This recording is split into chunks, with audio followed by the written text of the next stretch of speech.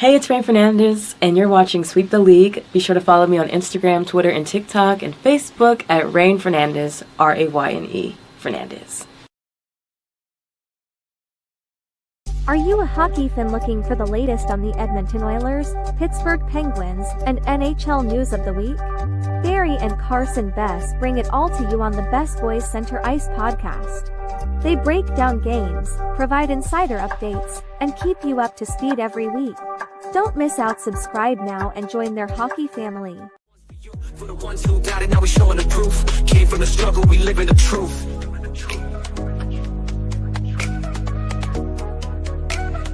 STL Music. Yeah, challenges come, but we here to stay. Built from the dirt, now we paving the way. Had a bad day, but this life ain't.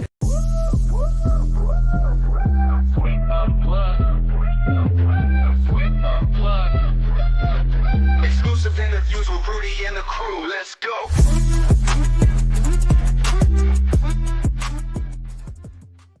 Hey, what is up, everybody? It's Rudy Campos for Sweep Unplugged. Now, don't get it mixed up. Sweep the League TV comes to you live tonight. We're back after our holiday break. It's going to be myself and Derek Irvin back tonight. We'll be with you tonight. We'll probably do a show tomorrow as well.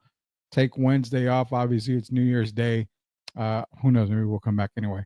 But we're also going to be back Thursday and Friday. This is kind of a test run. We're trying something new here on Sweep Unplugged and also with Sweep the League TV. We know you can download videos and all that stuff, so we kind of want to do a little bit of content for everybody out there, and just want to show y'all a little bit here. Again, this is just a test.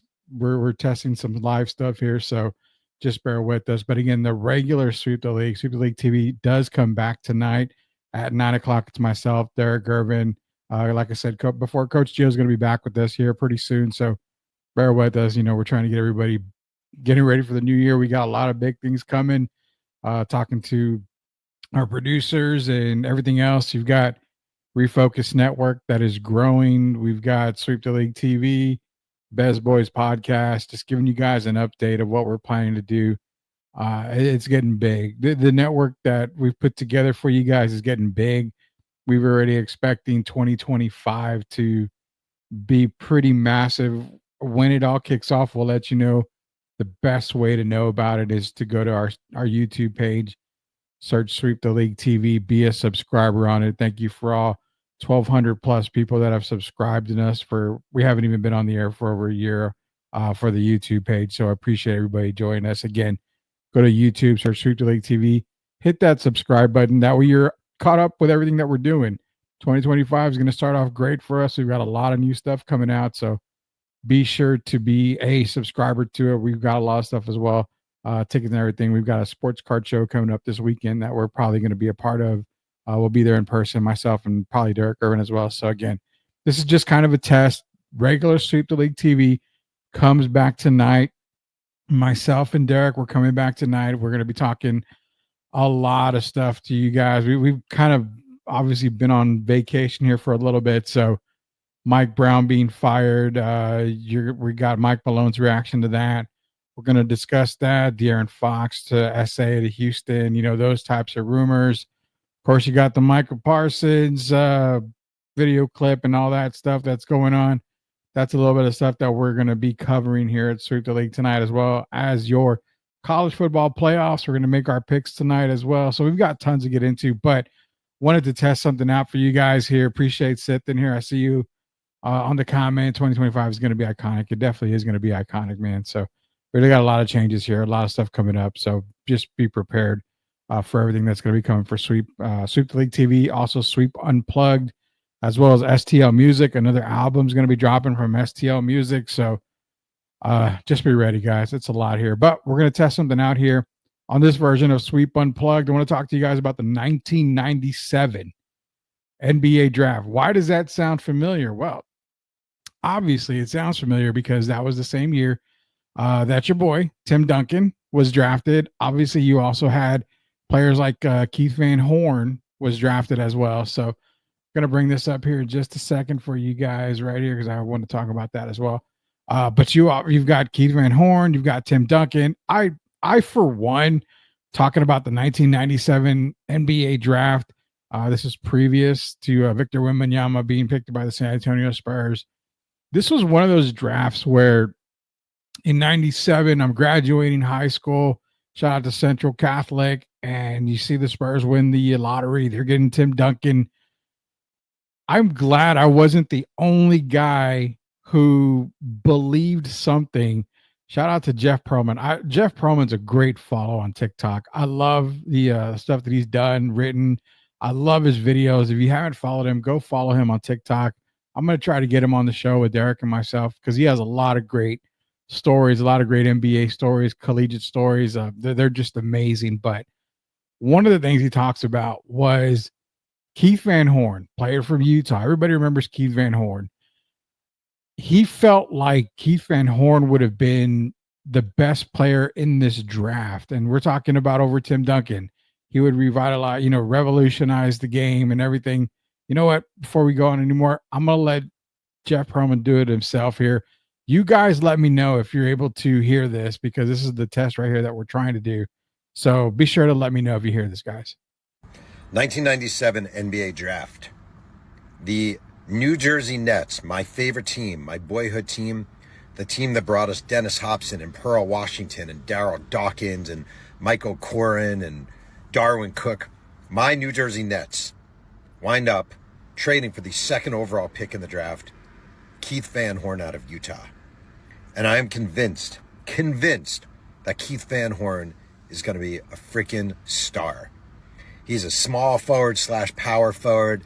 He's about 6'10". He can handle. He can shoot from the outside.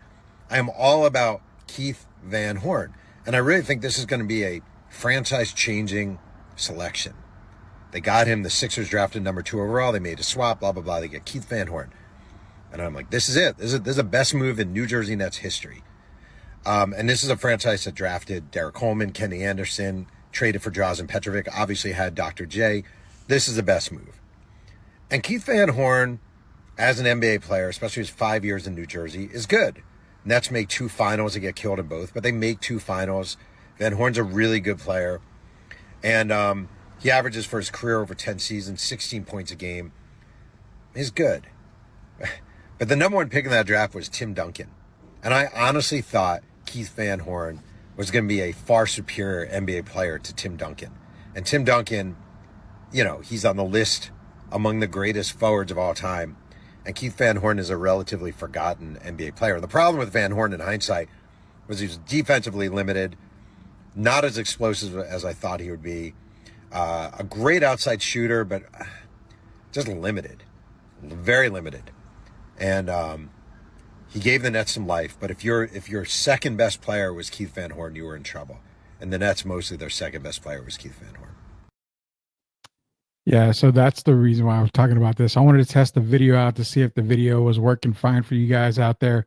Seems like it was working good. But the Keith Van Horn thing, the 1997 NBA draft, why are we talking about draft? Because myself and Derek, we like going back into the vault and talking about older players, and that's something that we're going to do frequently here. Now that we are able to adapt to or put the videos in there for you guys to listen and all that great stuff. But if you go down that 97 draft, that produced 3 Hall of Famers and Tim Duncan, Chauncey Billups, Tracy McGrady. You had guys that turned out to be great role players. Obviously, Keith Van Horn was a great role player. Those New Jersey Nets teams, what was it? Van Horn and Kidd. They made it to a couple of finals. Antonio Daniels was the 4th pick for the Vancouver Grizzlies at the time. You guys know him in San Antonio, former San Antonio Spur. Antonio Daniels, now he's on the broadcast with the New Orleans Pelicans. But you also had guys that were great. Well, I hate to use the word great. They were really good, and some were great role players. I mean, some guys that you can mention that were great role players in 97 for that draft. Tim Thomas was a good role player. Ron Mercer was a good player. Tony Battie, good role player. You had guys like a Donald Foyle. I mean, the first 9 picks were all relevant in the NBA. I mean, Danny Fortson was the 10th pick out of Cincinnati. Fortson was a name out of Cincinnati. I mean, Cincinnati's produced a lot of good NBA players. You're talking about Nick Van Exel. James White was a decent NBA player. I used to be a huge Steve Logan fan. He never made it to the league, But if you guys remember Cincinnati Bearcat basketball, Steve Logan was a name that I really like. Steve Logan's game coming up. He's just very undersized. But you also had guys like Austin Crocier, Derek Anderson, Maurice Taylor was another guy that could definitely ball.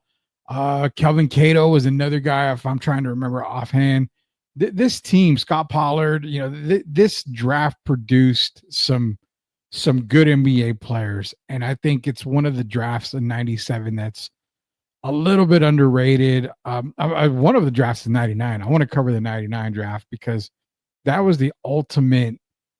That was a draft that got zero love. Was some people refer to it as the absolute worst draft in NBA history, but the 99 draft produced a lot of role players that, made a huge difference in my opinion. So I don't think it was as bad. It just didn't have the star power, the generational talents, or, the future Hall of Famers or anything like that, people would think it would have produced, but we'll get into those later on. But again, this one, you had guys, even Bobby Jackson out of Minnesota.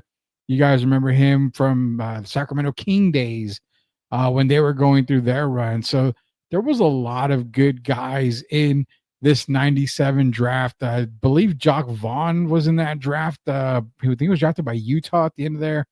So you've got a lot of guys that came in to this draft. I think second rounders, if I'm not mistaken. I'm going through a couple. I had to bring it up here with a couple lists for the second rounders, but Mark Jackson, Steven Jackson, Spurs guys, you remember Steven Jackson, obviously he was a second round pick in there. Also a guy that you've got to know basketball. If you know basketball, you definitely know this guy. God Shamgod out of Providence was a second round pick. Another guy at the point guard position. When you're talking about point guards, legends at the point guard position, God Shamgod is another guy that you've got to give credit to. So shout out to the 97 NBA draft. I'll shout out to Jeff Pearlman too, talking about Keith Van Horn. I was one guy, to be honest with you. I'm in 1997.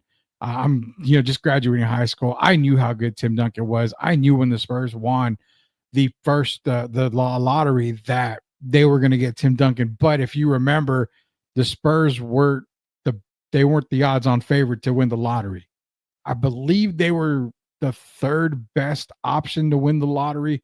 If I'm not mistaken, they had the third best odds to win the lottery. So I had to get myself prepared because I figured, okay, Spurs aren't going to win the lottery. They've got the third best chance, I believe, to win the lottery. So Timmy's probably going to go to Boston because Boston, I think, had the best chance to get Tim Duncan that year. And I figured, well, hell, Tim Duncan's going to be in Celtic green.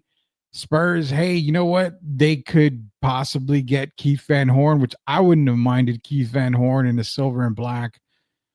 I didn't have them taking Chauncey Billups if they fell to 3. The one guy that I had them taking at number 3 was Ron Mercer. I really liked Ron Mercer. I figured Ron Mercer paired next to David Robinson at the time. I loved it. I loved the idea. I talked myself into Ron Mercer being a San Antonio Spur in 1997 until they won the NBA lottery and had the chance to draft the greatest power forward in the game of all time. No, it's not Giannis. It's not Karl Malone. It's not these guys. Tim Duncan is the absolute greatest power forward of all time. We've got videos of that too, so we'll play those later on. But, 97, talking to myself before the NBA lottery happened, who would the Spurs take at number 3?